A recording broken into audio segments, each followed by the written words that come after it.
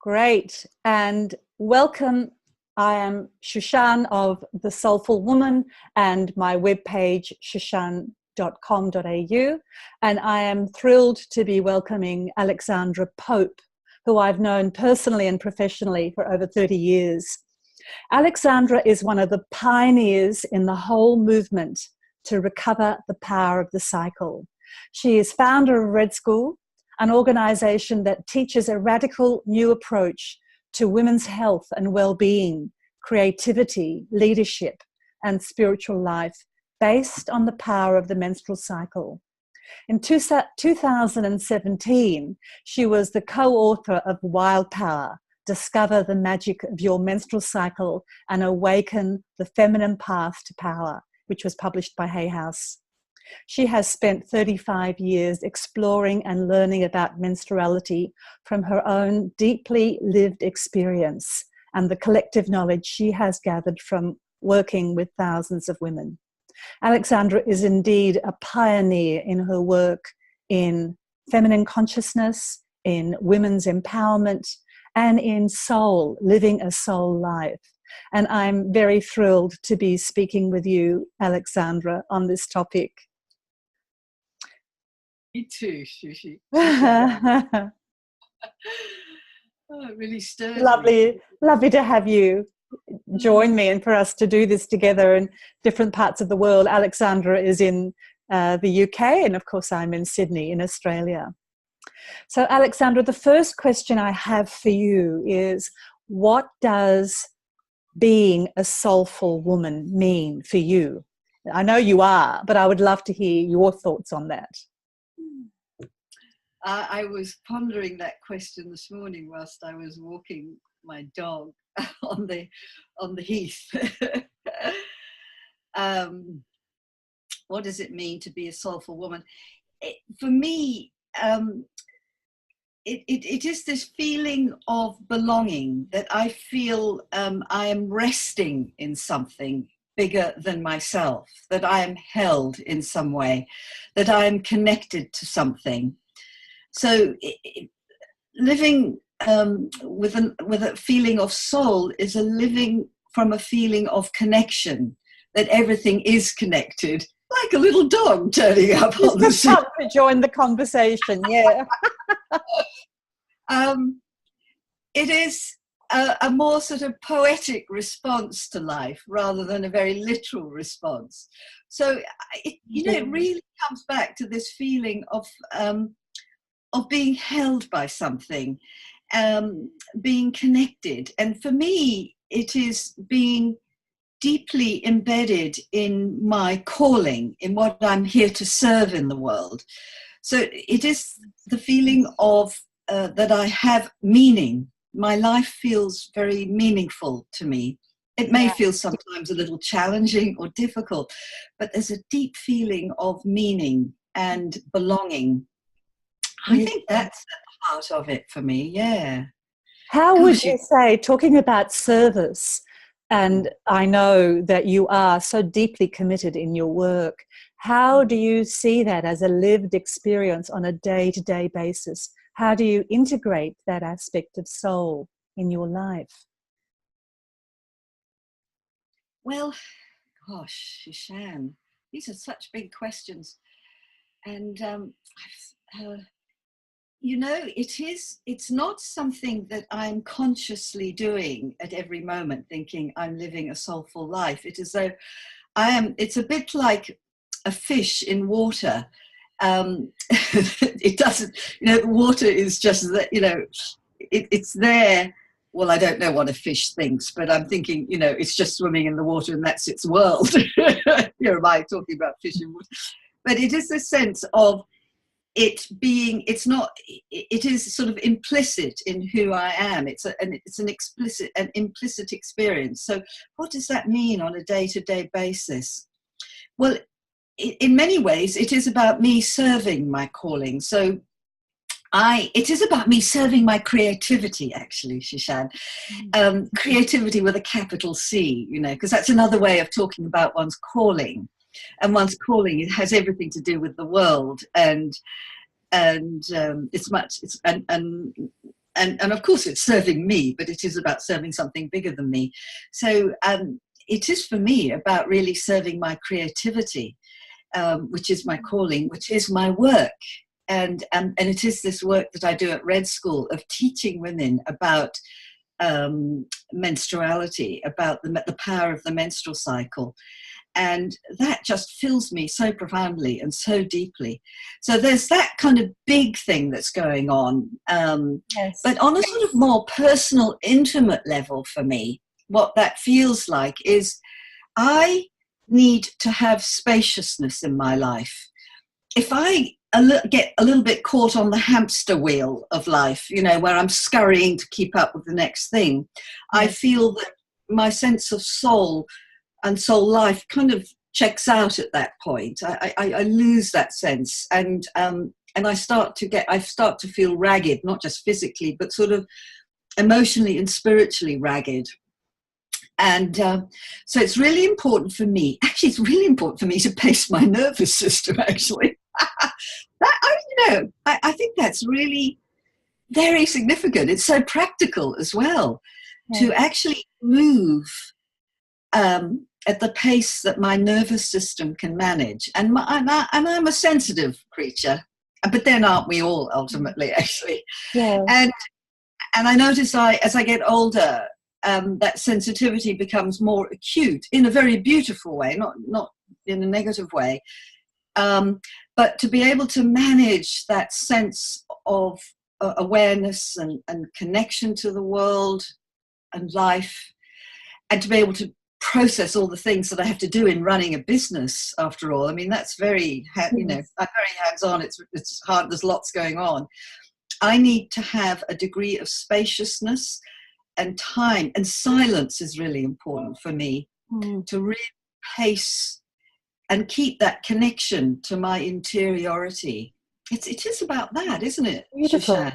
I think that's true, and I think it's so true for women. We can we've already gone beyond when we realize we've gone beyond. And so pacing the nervous system is trying to catch those signals and micro signals within us earlier so that we can tend to them. And I'm wondering if that's the sort of thing you do, and how you do that, how you pace your nervous system and that sensitivity that you have.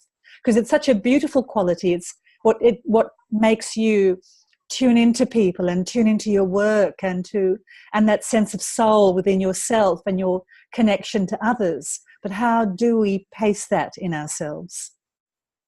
Well, I'm very disciplined, Shashank, about my schedule, and I know my limits, and I know how much I can do in a day, and I'm very strict about rhythm. Is very important to me, not just, well, because I don't have a menstrual cycle anymore, but that was very important to me, you know, really pacing your menstrual cycle. That's what I used to do and work with that rhythm. But of course I don't have that now, but I know my rhythm through a day. I know my energy pattern, and so I plan my day around that pattern, and it's simple things like always having regular meals at, you know, at regular times for me. So I need a rhythmic life. I actually have to say rhythm in all its guises is just 101 of soulful life. Yeah. Rhythm goes out the door, soul walks out the door.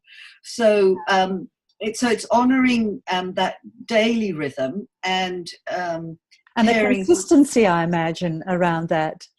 Yes, it is. Consistency builds trust of self in a way. Oh, you put it so beautifully, Shashank. That's really lovely. Yes. Thanks. It is that consistency. And so within that rhythm of you know, my working day and you know, the hours that I work, I know how much I can do in a day. I have to factor in what I call empty space. It's like, and it can be walking the dog and just drifting along, and it's really like letting my mind go back into neutral, because I have to be very focused, and I can do that. And I'm, as you know, I'm the queen of discipline. And but I have to step out of that. I have to just have times of just drifting and emptiness, and actually even being bored. Actually, I mean, I don't really go with that word, being bored. It just doesn't work. But to other people it might look boring, but it's not to me. It is just this. And also, I notice when I'm in that kind of drifting space of just, you know, going with the flow of things, even if it's just walking the dog and meandering around my neighborhood or in the fields, spontaneous things happen, sort of magic comes in too, because when I'm really like that, it feels like nothing else can come in. So it's really important to just, for me, to let go and to be open and not have an agenda, and to drop that list of things to do, because that's all just really skews being able to maintain that soulfulness in one's life, I think. Yeah. Oh, very beautifully put. And when you talked about that, I kind of got this sense of almost like masculine energies and feminine energies. The masculine about coming out into the world and, you know, action and taking that focus, and then creating that balance of just allowing and being in that amorphous space where, as you say, magic happens. And that is also part of the creative process, that allowing. Yeah. And it sounds like that nurtures you when you go out on that, in that space. There's a nurturing and a replenishing that happens in that. Absolutely. I was thinking, when you asked me that question, you know, when you sent me some notes to think about that question of nurturing, I was thinking to myself, what nurtures me? And it was that empty space thing. I also thought food. I love great food. That's really nurtures me. Yeah. But that sense of spaciousness and emptiness allows something. So it allows something other to come through. So especially if I've been really focused and sort of trying to wrestle with something, you know, like a creative challenge or whatever challenge that comes up in running a business, I find just drifting, especially walking, because I love doing that. And that's kind of like this drifting empty space. Then so much comes through. It's like a reordering of my psyche, and my nervous system gets to settle down. But in that process, it's like a space is opened up for something to come through, and for me to kind of remind myself of my connection to something bigger. Because I can, in the day-to-day sort of hamster wheel of getting, you know, doing stuff, I can lose that connection, and I can feel weary, physically weary, but weary in my soul as well.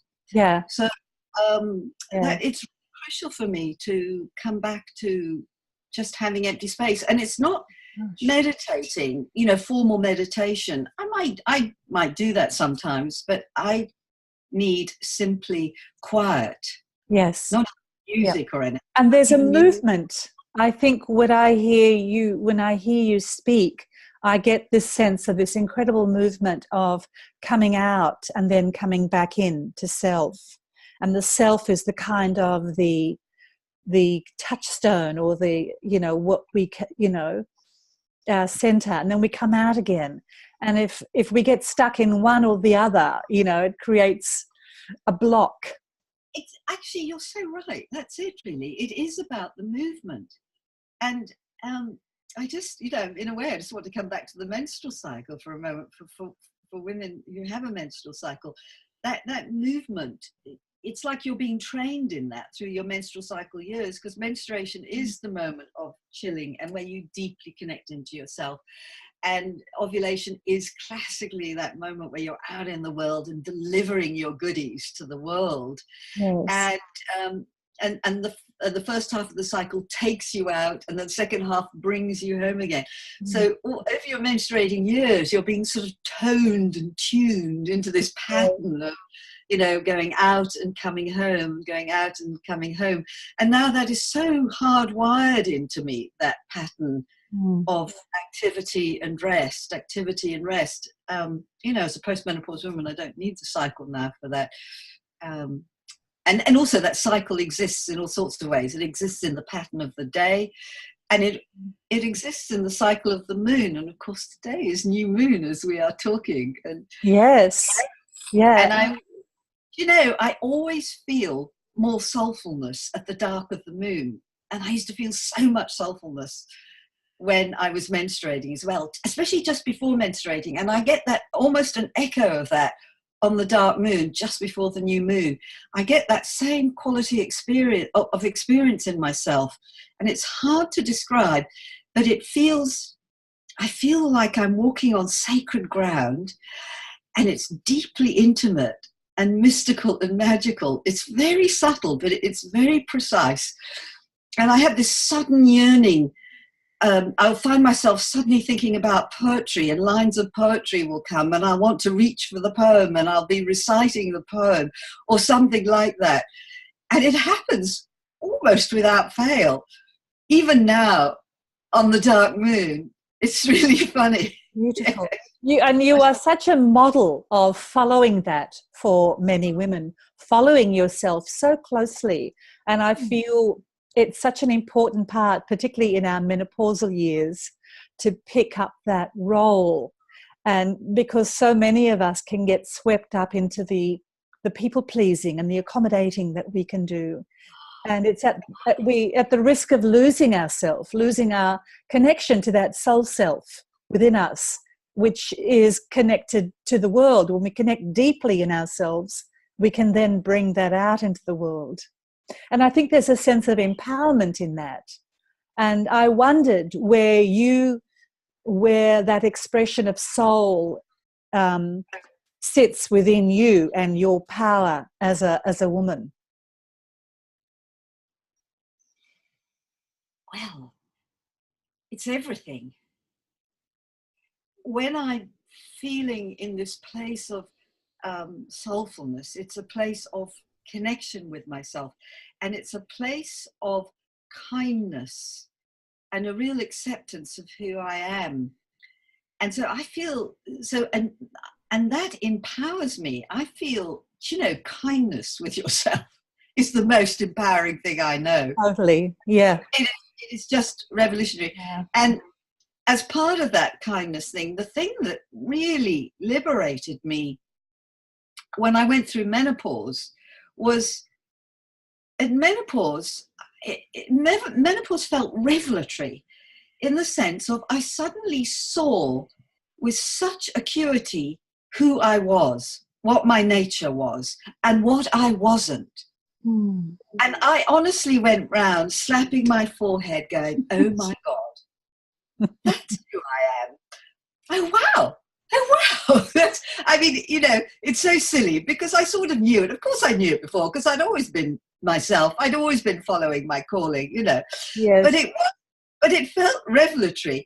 And in that moment of recognizing my kind of nature, my characteristics, just who I am, I got clearer then, of course, about who I wasn't. And I thought to myself, yeah, that's right. I don't do ABC well, but I'm an XYZ person, and it was this real relief of my limits. And knowing your limits is actually the most freeing thing that I know.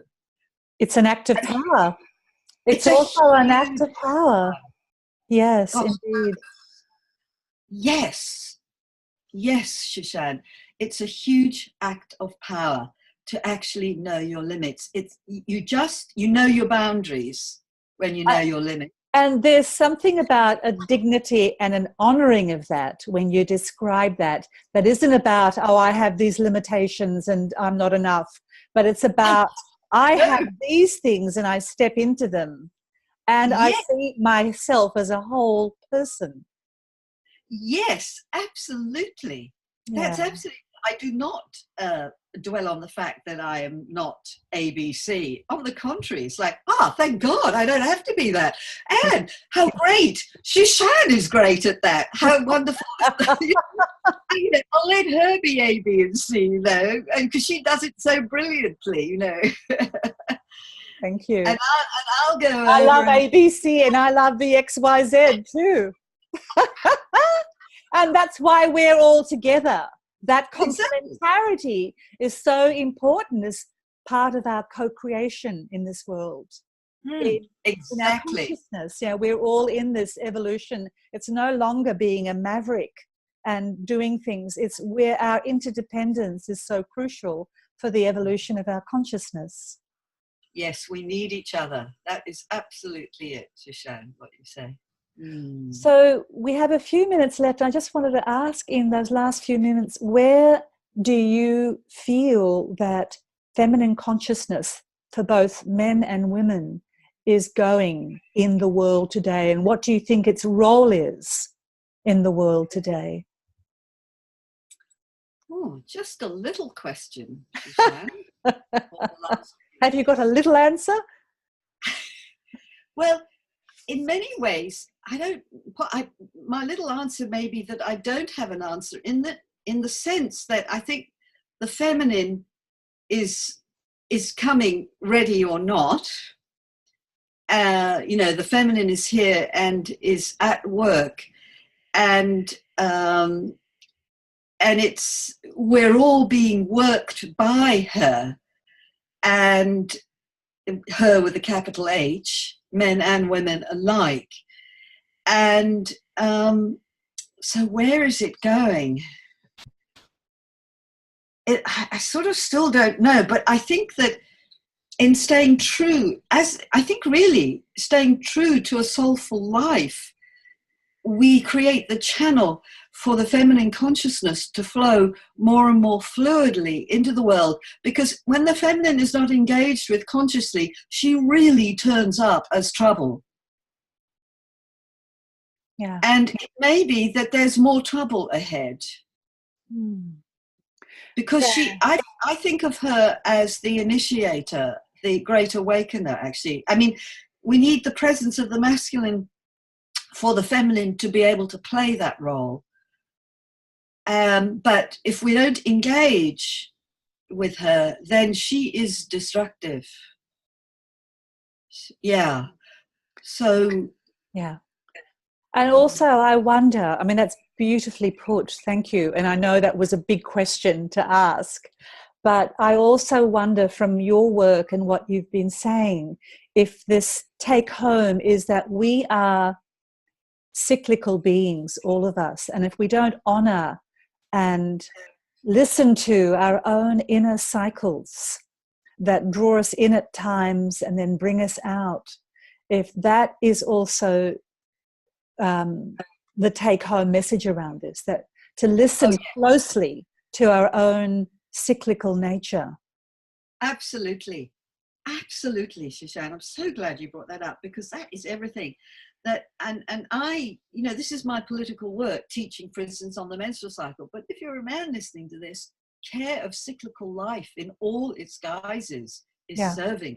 Yeah. I was thinking that earlier, actually, that the cyclical life is a channel for the feminine. So as women are working with their menstrual cycle and bringing it out into all areas of our life, into public discourse and into how we live and work, then we are providing a channel for the feminine to flow with grace and ease, to kind of bring a moisture to this kind of dried up planet, our dried up soul. I love that. Yes, absolutely. Alexandra, it has been such a pleasure and joy speaking with you.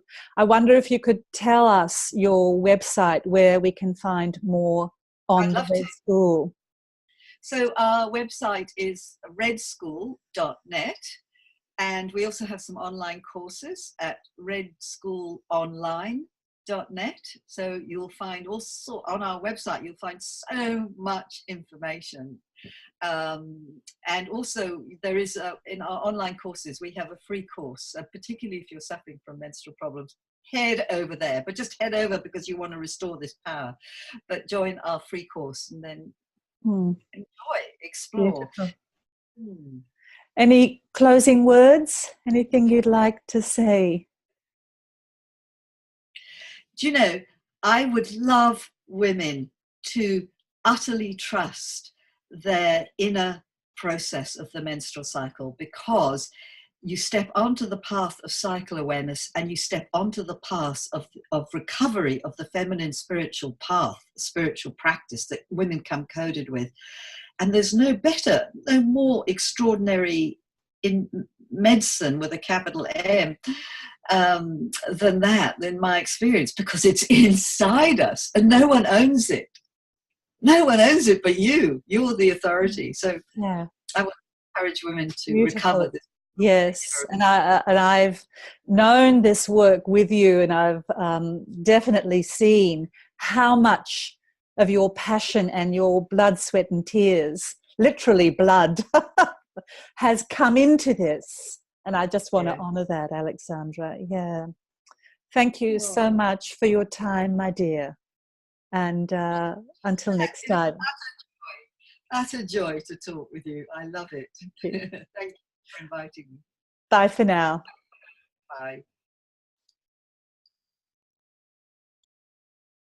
Bye.